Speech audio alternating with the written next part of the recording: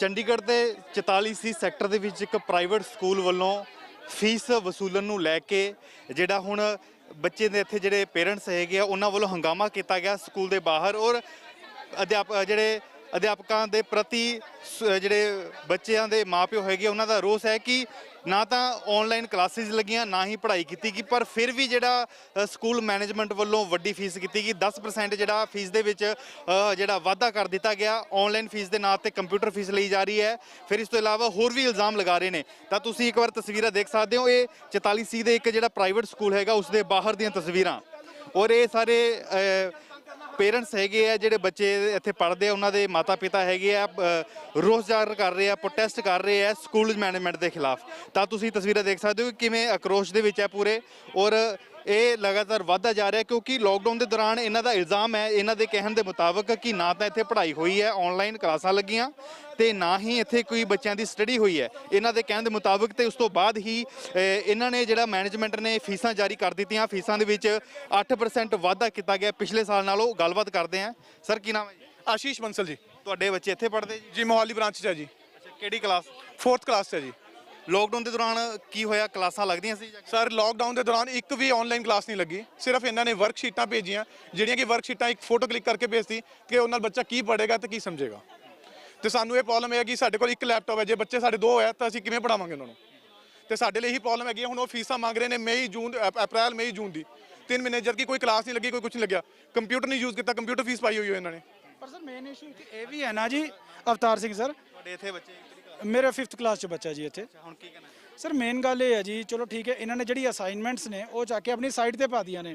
ਪਰ ਇੱਕ ਗੱਲ ਦੱਸੋ, ਜਦ ਪੇਰੈਂਟਸ ਨੂੰ ਇਹ ਨਹੀਂ ਪਤਾ ਹੈ ਵੀ ਅਸਾਈਨਮੈਂਟਸ ਸਾਈਟ ਤੇ ਪਈਆਂ, ਤਾਂ ਇੱਥੇ 90% ਬੱਚੇ ਨੂੰ ਇਹ ਨਹੀਂ, ਪੇਰੈਂਟਸ ਨੂੰ ਇਹ ਨਹੀਂ ਪਤਾ ਵੀ ਕੁਝ ਅਸਾਈਨਮੈਂਟਸ ਉਹਨਾਂ ਨੇ ਪਾਈ ਹੋਈਆਂ। ਤੇ ਉਹ ਅਸਾਈਨਮੈਂਟਸ ਨਾਟ ਕਿ ਆਨਲਾਈਨ ਕਲਾਸਿਸ। ਤੇ ਜਿਹੜੇ ਆਨਲਾਈਨ ਕਲਾਸ ਦੀ ਫੀਸ ਲੈ ਰਹੇ ਆ ਉਹ ਕਿਉਂ ਲੈ ਰਹੇ ਆ? ਹੁਣ ਇਹਨਾਂ ਦਾ ਮੈਸੇਜ ਹੈ ਜੀ ਅਪ੍ਰੈਲ ਮਈ ਤੇ ਜੂਨ ਦੀ ਵੀ ਐਡਵਾਂਸ ਫੀਸ ਮੰਗ ਰਹੇ ਨੇ, ਤੇ ਉਹ ਵੀ ਹਾਈਕ ਦੇ ਨਾਲ। ਜਦਕਿ ਇਹ ਕਹਿ ਰਿਹਾ, ਜਦਕਿ ਗਵਰਨਮੈਂਟ ਵੱਲੋਂ ਇਹ ਹੈ ਵੀ ਤੁਸੀਂ ਕੋਈ ਵੀ ਜਿਹੜੀ ਹਾਈਕ ਹੈ ਨਹੀਂ ਲੈ ਸਕਦੇ ਹੈਗੇ ਫੀਸ 'ਚ, ਪਰ ਇਹ ਲੈ ਰਹੇ ਨੇ। ਕਹਿੰਦੇ ਅਸੀਂ ਦਸੰਬਰ 'ਚ ਵਧਾ ਚੁੱਕੇ ਆ, ਅਸੀਂ ਪਟੀਸ਼ਨ ਪਾਈ ਹੋਈ ਆ, ਗੱਲ ਕਰੀ ਨਹੀਂ ਰਹੀ। ਅੰਦਰ ਗਏ ਮਿਲਣ, ਇਹ ਮਿਲ ਨਹੀਂ ਰਹੇ ਹੈਗੇ ਕਿਸੇ ਵੀ ਬੰਦੇ ਨੂੰ। दूसरा मुद्दा ये है सर कि मेरे बच्चे ने, कुणाल शर्मा सर, मेरा बच्चा तो नर्सरी च एडमिशन होया जी, ठीक है जी, और हाले क्लास भी नहीं गया, तो मैं 3 महीने की फीस क्यों देवां इन्हां नूं जिन्हां नूं बच्चे नूं पढ़ना ही नहीं आंदा हाले तक। ਕੱਲਾ ਉਹਨਾਂ ਦਾ ਐਡਮਿਸ਼ਨ ਹੋਇਆ, ਕਲਾਸ ਕੋਈ ਨਹੀਂ ਲੱਗੀ? कोई नहीं लगी सर, कोई क्लास नहीं लगी, कोई ऑनलाइन क्लास नहीं लगी, ना कोई असाइनमेंट आई है।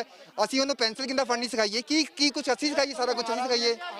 हम क्या करें उसके मुताबिक, या हम क्यों इनको 3 महीने की फीस दें? हम ये सोचने की बात है, छोटा सा बच्चा कैसे पढ़ेगा घर पे? ये यही मुद्दा है। ना ऑनलाइन क्लास है, जिन सारे बच्चे हमारे एक तरह के बच्चे हैं हमारे जिनकी ऑनलाइन क्लास लगी ही नहीं है, वो फीस क्यों दे? हमारा मुद्दा ये है कि ऑनलाइन क्लास नहीं है तो फीस भी नहीं है।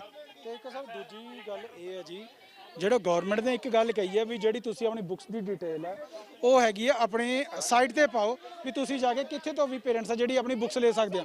ਪਰ ਇਹਨਾਂ ਨੇ ਇੱਕ ਵੀ ਇਹੋ ਜਿਹੀ ਕੋਈ ਜਿਹੜੀ ਹੈਗੀ ਹੈ ਨੌਲੇਜ ਜਾਂ ਬੁੱਕਸ ਦੀ ਡਿਟੇਲ ਆਪਣੀ ਸਾਈਟ ਤੇ ਨਹੀਂ ਪਾਈ ਹੈਗੀ। ਪ੍ਰੋਬਲਮ ਹੋਰ ਵੀ ਦੱਸੀ ਗਈ ਹੈ ਕਿ ਇਹਨਾਂ ਨੂੰ ਸਾਰੇ ਸਕੂਲਾਂ ਤੋਂ ਇਹਨਾਂ ਨੂੰ ਬੈਲੈਂਸ ਸ਼ੀਟਾਂ ਮੰਗੀਆਂ ਗਈਆਂ। ਕਿਸੇ ਵੀ ਸਕੂਲ ਨੇ ਬੈਲੈਂਸ ਸ਼ੀਟਾਂ ਅਪਲੋਡ ਨਹੀਂ ਕੀਤੀਆਂ। ਕਿਉਂ? ਜੇ ਅਸੀਂ ਆਪਣਾ ਘਰ ਦਾ ਖਰਚਾ 2 ਮਹੀਨੇ ਲੋਕਡਾਊਨ ਦੇ ਵਿੱਚ ਅਸੀਂ ਚਲਾ ਰਹੇ ਹਾਂ, ਕਿਆ ਸਕੂਲ ਵਾਲੇ ਆਪਣੇ ਸਕੂਲ ਦਾ ਖਰਚਾ ਨਹੀਂ ਚਲਾ ਸਕਦੇ ਨੇ? ਇਹ ਫੀਸਾਂ ਕਿਉਂ ਮੰਗ ਰਹੇ ਨੇ? ਅੱਛਾ, ਤੁਹਾਡਾ ਮੋਹਾਲੀ ਬ੍ਰਾਂਚ ਦੇ ਵਿੱਚ ਹੈ?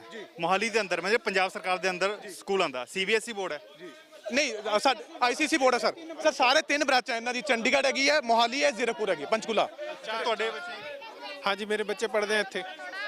हाँ जी, वो भी फीस 3 महीनों की फीस मांग रही है हमसे, और कोई ऑनलाइन क्लासेस नहीं है। ऑनलाइन के नाम पे जस्ट एक फ़ोटो क्लिक करते हैं वर्कशीट की और वो हमें भेज देते हैं, तो इसके अलावा हमें और कुछ वो बताते नहीं हैं। सुमन। ਅੱਛਾ, ਤੁਹਾਡੇ ਬੱਚੇ ਕਿਹੜੀ ਕਲਾਸ?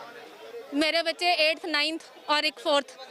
ਅੰਦਰ ਗਏ ਸੀ, ਹੋਈ ਗੱਲਬਾਤ ਕੋਈ? ਹੋਈ ਅੰਦਰ ਮੈਨੂੰ ਜਾਣ ਹੀ ਨਹੀਂ ਦਿੱਤਾ, ਕਹਿੰਦੇ ਇੱਕ ਪੇਰੈਂਟ ਅਲਾਉਡ ਹੈ। ਇੱਕ ਪੇਰੈਂਟ ਨੂੰ ਅੰਦਰ ਬੁਲਾ ਕੇ ਮੈਨੂਪਲੇਟ ਕਰਨ ਦੀ ਕੋਸ਼ਿਸ਼ ਹੋ ਰਹੀ ਹੈ, ਹੋਰ ਕੁਝ ਨਹੀਂ ਹੈ। ਮੈਨੇਜਮੈਂਟ ਨਾਲ ਕੋਈ ਗੱਲ ਨਹੀਂ ਹੋਈ? ਸਾਡੀ ਕੋਈ ਗੱਲ ਨਹੀਂ ਹੋਈ, ਸਿਰਫ ਉਹਨਾਂ ਨੇ ਬਾਹਰ ਆ ਕੇ ਇੰਨੀ ਗੱਲ ਕਹੀ ਹੈ ਮੇਰੇ ਨਾਲ ਅੰਦਰ ਆ ਕੇ ਇੱਕ ਬੰਦਾ ਗੱਲ ਕਰੇ। ਮੋਰ ਓਵਰ ਉਹਨਾਂ ਨੇ ਇਹ ਕਿਹਾ ਕਿ ਅਗਰ ਪੇਰੈਂਟਸ ਕਹਿ ਰਹੇ ਨੇ 20 ਸਾਲ ਤੋਂ ਸਕੂਲ ਮੈਨੇਜਮੈਂਟ ਕਮਾ ਰਹੀ ਹੈ, ਪੇਰੈਂਟਸ ਵੀ 20 ਸਾਲ ਤੋਂ ਕਮਾ ਰਹੇ ਨੇ, ਉਹਨਾਂ ਨੂੰ ਇਹ ਨਹੀਂ ਦਿਖ ਰਿਹਾ ਕਿ ਸਾਰੇ ਸਰਵਿਸ ਕਲਾਸ ਨੇ। ਕਿਸੇ ਦੀ 20,000 ਸੈਲਰੀ ਹੈ, ਕਿਸੇ ਦੀ 40,000 ਹੈ, ਕੋਈ ਇਸ ਟਾਈਮ ਜੌਬਲੈਸ ਬੈਠਾ 2 ਮਹੀਨੇ ਤੋਂ, ਔਰ ਕੋਈ ਹਾਫ ਸੈਲਰੀ ਤੇ ਕੰਮ ਕਰ ਰਿਹਾ। ਠੀਕ ਹੈ, ਤੁਹਾਡੇ ਜਿਹੜੇ ਬੱਚੇ ਹੈਗੇ ਆ ਫੀਸ ਦੇ ਵਿੱਚ ਕਿੰਨਾ ਵਾਧਾ ਕੀਤਾ? Sir approx 20%। ਲਾਸਟ ਈਅਰ ਦੀ ਸਿਰਫ ਟਿਊਸ਼ਨ ਫੀਸ 3850 ਸੀਗੀ, ਪਲੱਸ 400 ਰੁਪਇਆ ਕੰਪਿਊਟਰ ਫੀਸ ਸੀਗੀ। ਇਸ ਸਾਲ ਸਿਰਫ ਟਿਊਸ਼ਨ ਫੀਸ 4650 ਹੈ, ਓਨਲੀ ਟਿਊਸ਼ਨ ਫੀਸ। ਤੁਸੀਂ ਕੈਲਕੂਲੇਟ ਕਰ ਲਓ ਕਿ ਹੁਣ ਇਹ ਜਿਹੜਾ ਡਿਫਰੈਂਸ ਹੈ ਇਹ ਕਿੰਨਾ ਔਰ ਕਿੰਨੇ ਪਰਸੈਂਟ ਹੈ।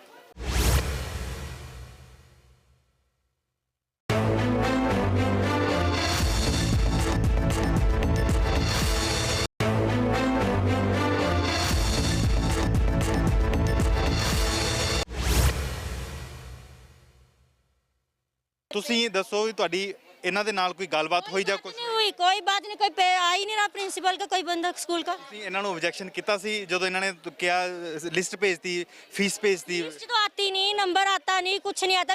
एक दूसरे के पेरेंट्स के साथ लिंक कर करके हमने सब कुछ कैलकुलेट किया। ਸਿਰਫ ਇਹਨਾਂ ਨੇ ਸਿਰफ फीस ਦੱਸਤੀ, फीस जमा कराओ, सबमिट नहीं करवाओ। बताइए हमें तो मेरे को कोई मैसेज ही नहीं आता। पेरेंट्स के साथ कोई लिंक होता है थोड़ा बहुत हम बात कर लेते हैं, नहीं तो नहीं, हमें कुछ नहीं स्कूल का पता। जस्ट पैसा पैसा पैसा दो पैसा।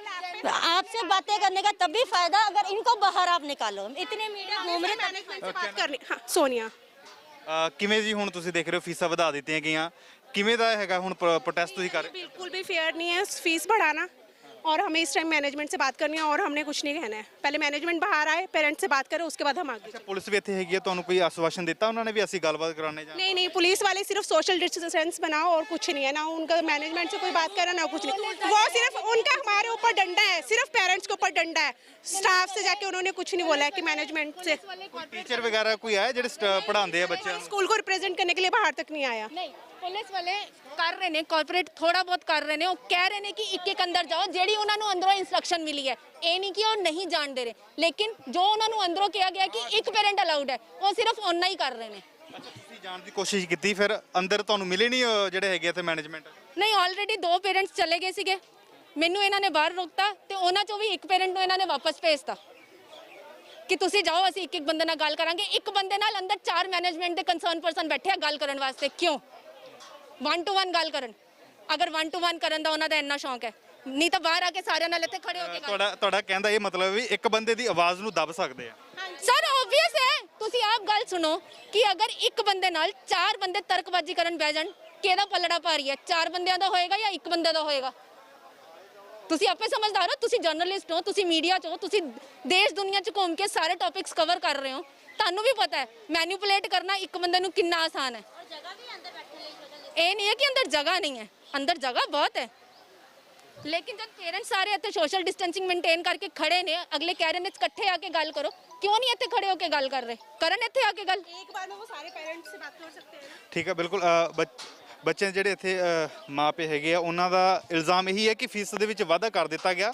ਨਾ ਤਾਂ ਆਨਲਾਈਨ ਕਲਾਸਿਸ ਜਿਹੜੀਆਂ ਲੱਗੀਆਂ, ਤਾਂ ਹੁਣ ਵੱਡੀ ਗਿਣਤੀ ਦੇ ਵਿੱਚ ਜਿਹੜੇ ਪ੍ਰੋਟੈਸਟ ਕਰ ਰਹੇ ਆ ਅਧਿਆਪਕਾਂ ਦੇ ਖਿਲਾਫ, ਸਕੂਲ ਮੈਨੇਜਮੈਂਟ ਦੇ ਖਿਲਾਫ ਵੱਡੀ ਗਿਣਤੀ ਦੇ ਵਿੱਚ ਜਿਹੜੇ ਮਾਤਾ ਪਿਤਾ, ਬੱਚਿਆਂ ਦੇ ਪੇਰੈਂਟਸ ਜਿਹੜੇ ਬਾਹਰ ਆਏ ਆ ਸਕੂਲ ਦੇ ਬਾਹਰ। ਇਸ ਗੇਟ ਲੱਗਾ ਹੋਇਆ, ਅੰਦਰ ਕਿਸੇ ਨੂੰ ਜਾਣ ਦੀ ਇਜਾਜ਼ਤ ਨਹੀਂ ਹੈ, ਸਿਰਫ ਸਿੰਗਲ ਪਰਸਨ, ਜਿਵੇਂ ਕਿ ਬੱਚਿਆਂ ਦੇ ਮਾਤਾ ਪਿਤਾ ਨੇ ਦੱਸਿਆ ਕਿ ਸਿੰਗਲ ਪਰਸਨ ਨੂੰ ਜਾਣ ਦੀ ਇਜਾਜ਼ਤ ਹੈ। ਤੇ ਅੱਗੇ ਡੀਲ ਕਰਨ ਦੇ ਲਈ ਮੈਨੇਜਮੈਂਟ ਦੇ 4 ਬੰਦਿਆਂ ਦੀ ਟੀਮ ਬੈਠੀ ਹੋਈ ਹੈ ਡੀਲ ਕਰਨ ਦੇ ਲਈ। ਤਾਂ ਅਜਿਹੇ ਲਗਾਤਾਰ ਇਸ ਰੋਸ ਦੇ ਵਜੋਂ ਇੱਥੇ ਤੁਸੀਂ ਦੇਖ ਸਕਦੇ ਅਧਿਆਪਕ ਵੱਡੀ ਗਿਣਤੀ ਦੇ ਵਿੱਚ ਪਹੁੰਚੇ ਆ। ਤਾਂ ਹੁਣ ਇੱਕ ਜਿਹੜਾ ਇਹਨਾਂ ਨੇ ਇੱਧਰ ਵੀ ਦੇਖਦੇ ਆ ਵੀ ਲਗਾਤਾਰ ਪਹੁੰਚੇ ਹੋਏ ਆ, ਦਸਤਖਤ ਕਰ ਰਹੇ ਨੇ। ਇਹ ਮੈਨੂੰ ਲੱਗਦਾ ਮੈਮੋਰੈਂਡਮ ਅੰਦਰ ਦੇਣਗੇ ਜਿਹੜਾ ਇਹਨਾਂ ਦੇ ਖਿਲਾਫ ਹੈ। ਤਾਂ ਇਹ ਹੁਣ ਇਹ ਤੁਸੀਂ ਦੇਖ ਸਕਦੇ ਹੋ, ਇਹ ਸਾਰੇ ਅਧਿਆਪਕ ਜਿਹੜੇ ਇੱਕ ਮਤਾ ਪਾ ਰਹੇ ਆ, ਸਾਰੇ ਸਾਈਨ ਕਰ ਰਹੇ ਉਸ ਮਤੇ ਦੇ ਉੱਪਰ। ਔਰ ਇਹ ਜਿਹੜਾ ਅੱਗੇ ਫਿਰ ਲੈ ਕੇ ਜਾਣਗੇ ਅੰਦਰ। ਇਹ ਜਿਹੜੇ ਪੇਰੈਂਟਸ ਇੱਥੇ ਪ੍ਰੋਟੈਸਟ ਕਰ ਰਹੇ ਆ, ਉਹ ਇੱਕ ਹੁਣ ਮਤਾ ਲਿਖ ਰਹੇ ਆ, ਮਤੇ ਦੇ ਉੱਪਰ ਸਾਈਨ ਕਰ ਰਹੇ ਆ। ਤਾਂ ਹੁਣ ਸਾਰੇ ਇੱਕ ਇੱਕ ਕਰਕੇ ਇੱਥੇ ਜਿਹੜਾ ਦਸਤਖਤ ਕਰਨ ਤੋਂ ਬਾਅਦ ਹੁਣ ਗੱਲਬਾਤ ਕਰਦੇ ਆ ਇਹਨਾਂ ਨਾਲ। ਤਕਰੀਬਨ ਤੁਸੀਂ ਦੇਖ ਰਹੇ ਹੋ ਕਿ ਕਿਵੇਂ 23 ਤੱਕ ਜਿਹੜੇ ਆ ਸਾਈਨ ਕਰ ਚੁੱਕੇ ਆ। 24 ਜਿਹੜਾ ਹੈਗੇ ਆ ਉਹ ਪੇਰੈਂਟਸ ਉਹ ਕਰ ਰਹੇ ਸਾਈਨ ਇਵੇਂ ਤਰ੍ਹਾਂ। ਮੈਮ ਕੀ ਨਾਮ ਤੁਹਾਡਾ? ਸਮਨਮੀਤ ਕੌਰ। ਅੱਛਾ, ਜਿਹੜਾ ਹੁਣ ਤੁਸੀਂ ਮਤਾ ਪਾ ਰਹੇ ਹੋ ਇਹਦੇ ਵਿੱਚ ਕੀ ਲਿਖਿਆ ਹੋਇਆ? ਸਰ ਇੱਥੇ ਫੀਸ ਦੇ ਰਿਗਾਰਡਿੰਗ ਹੀ ਲਿਖਿਆ ਹੋਇਆ ਕਿ ਜਿਹੜੀ 20% ਤੁਸੀਂ ਇਨਕਰੀਜ਼ ਕੀਤੀ ਅਸੀਂ ਉਹ ਨਹੀਂ ਦੇਣੀ ਫੀਸ। ਮਨਜ਼ੂਰ ਨਾ ਸਾਨੂੰ ਸਰ ਆਨਲਾਈਨ ਸਟੱਡੀ ਪਸੰਦ ਹੀ ਨਹੀਂ। ਜੋ ਫਿਜ਼ੀਕਲੀ ਸਟੱਡੀ ਕਰ ਸਕਦਾ ਬੱਚੇ ਇੱਥੇ ਆਨਲਾਈਨ ਹੋ ਕੇ ਨਹੀਂ ਪੜ੍ਹਦੇ, ਆਫਲਾਈਨ ਹੋ ਕੇ ਕੀ ਪੜ੍ਹਨਗੇ? ਪਹਿਲੀ ਗੱਲ ਤਾਂ ਸਾਰੇ ਪੇਰੈਂਟਸ ਇੰਨੇ ਐਜੂਕੇਟਡ ਨਹੀਂ ਹੈ ਕਿ ਬੱਚਿਆਂ ਨੂੰ ਗਾਈਡ ਕਰ ਲੈਣ।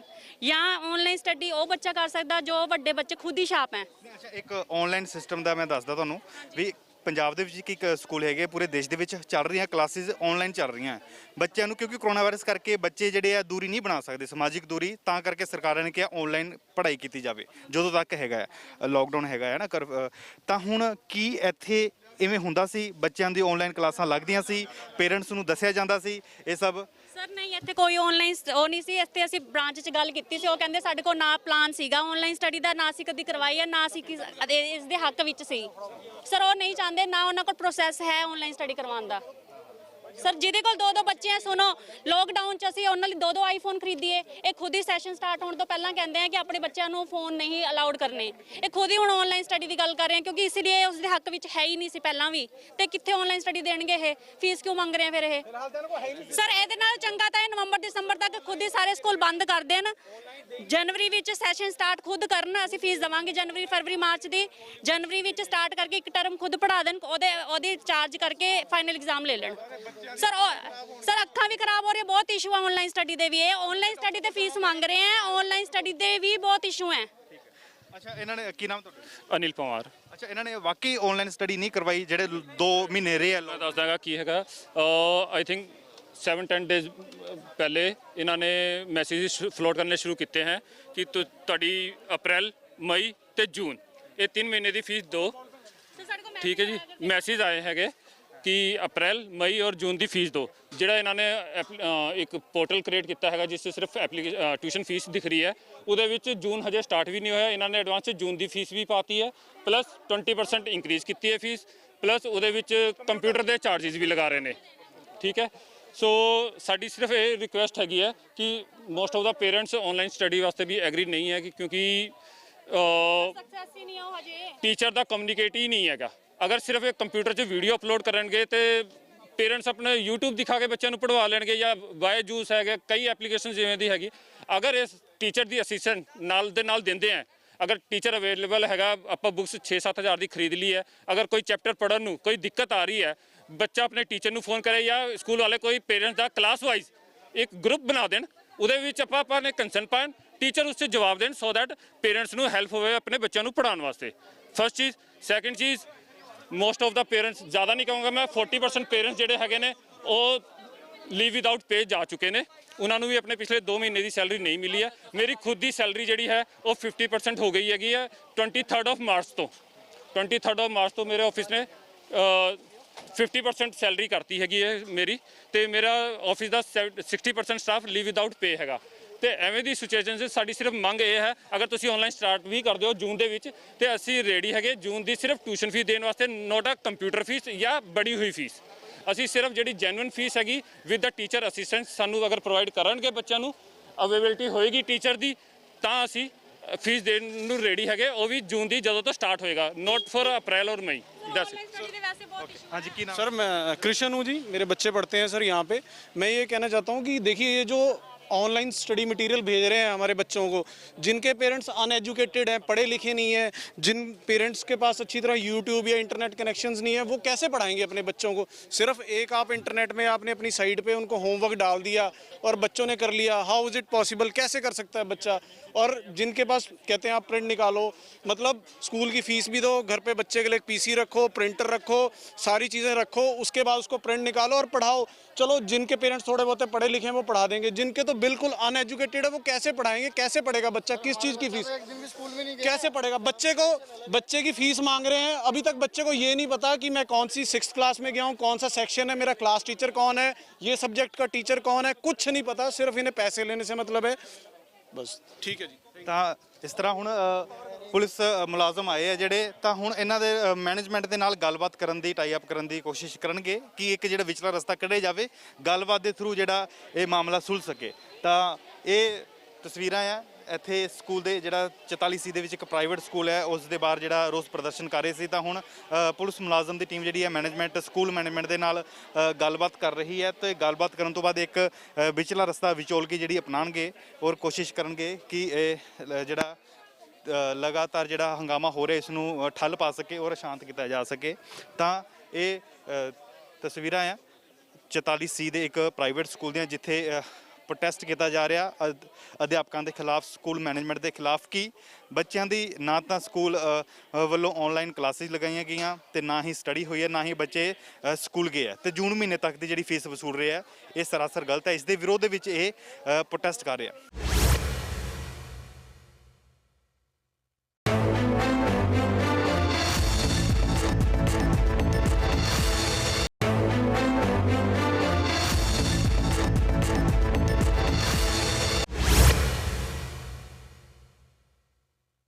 Now, regarding this agitation of some parents, some mean 20 or 30 parents, it is useless.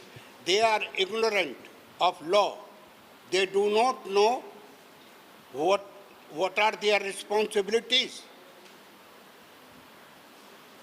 Whatever the Punjab government, Haryana government, Chandigarh administration have stated in their orders, all are wrong, legally wrong, against the Constitution of India. Supreme Court, in the judgment of TMA Pai of 11 judges, have given complete freedom to private unaided schools, minority schools. Even this. In managing, in appointing, in dismissal, in fee structure, and all other problems of relating to schools. Now, we had made the annual budget in the month of February 2020, and there was a slight change in the fee structure.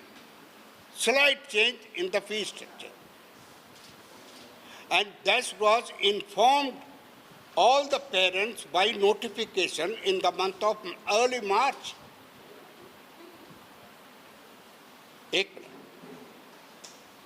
Now, are they so financially not sound that they can't afford to pay 200 rupees or 300 rupees increase? Regarding the increase, what the government have said, that has been negated by the Supreme Court, by the latest Allahabad High Court, and this is 2-3 days back, and this is by Delhi High Court. All the orders of the government have been negated regarding the fee structure. Now, St. Xavier's had been very thoughtful about the parents' pockets. And whenever they had raised the fees, look at, in some of the schools in Chandigarh, KG admissions nearly 1 lakh. And here only say 30,000-40,000 altogether. All the schools are charging around 30,000-40,000 on the new admission. But there are schools who are charging 60,000, 80,000, 1 lakh. So St. Xavier is the lowest ebb in charging the fees. They are very considerate about the pockets of the parents. And that's why, by the grace of God, we have gone to Panchkula, Zirakpur, and Mohali. Wait. Now, Supreme Court has completely given freedom in appointing teachers, in managing fee structure, in dismissal, and other problems of the school. And they have clearly mentioned in their judgment that state governments cannot interfere in the affairs of the schools. Some of the governments, they have been trying to impose their authority over the schools. Supreme Court has mention that these are the ideal, private schools are the ideal schools in the country, and they are giving the best knowledge and best schooling in the country. And we should honor them, and we should be very considerate about when we are dealing with the private education. Now, regarding this rowdyism is never understood in, this is a political issue. If some of the parents, 10 or 20 parents are making this issue, fee structure, a political issue, this is rowdyism. What are you going to teach your children? Nothing but agitation. Get the police lathi charge.